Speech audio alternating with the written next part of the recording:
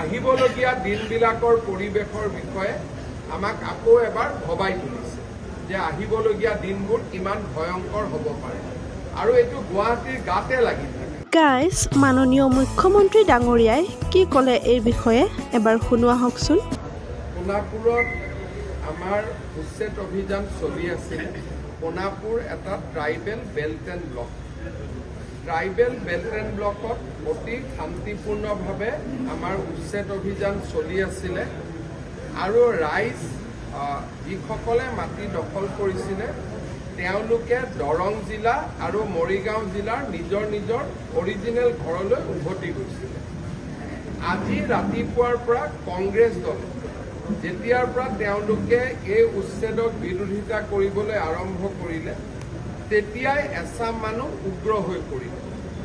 আপোনালোকে যদি চাই যে বিৰোধী দলপতিয়ে 10টা 10:30 বজাৰ পৰা এই এভিকশ্যনটোক বিৰোধিতা কৰা আৰম্ভ কৰিলে। কংগ্ৰেছ দলে জনা উচিত যে ট্ৰাইবেল বেল্ট এণ্ড ব্লক অসমত কংগ্ৰেছে আনিছিল আৰু কংগ্ৰেছে এতিয়া ট্ৰাইবেল বেল্ট এণ্ড ব্লকত এভিকশ্যন হোৱাৰ বিৰোধিতা কৰিলে। যেতিয়া কংগ্ৰেছে ৰাতিপুৱাৰ পৰা এভিকশ্যন বিৰোধিতা কৰিলে তেতিয়া তাত মানুহ উগ্ৰ হৈ পৰিলে, পুলিচৰ ওপৰত আক্ৰমণ চলালে। আমাৰ চাৰ্কুল অফিচাৰ, আমাৰ তাৰে থানাৰ OC আৰু DCP গোটেইসকল ঘায়েল হ'ল। পুলিচেও প্ৰত্যুত্তৰত গুলী চলাবলগীয়া হ'ল। 2জন লোক নিহত হৈছে আৰু 7জন লোক আহত হৈছে আৰু 22গৰাকী আৰক্ষী এই গোটেই ঘটনাত আহত হৈছে। উচ্ছেদ অভিযান চলি আছে। চৰকাৰী মাটিখিনিত আমি উচ্ছেদ সম্পূৰ্ণ কৰিছোঁ। যিসকলে মেডি পট্টাত আহি বহিছিলে তেওঁলোকক এতিয়া আঁতৰি যোৱাৰ নটিচ দিয়া হ'ব।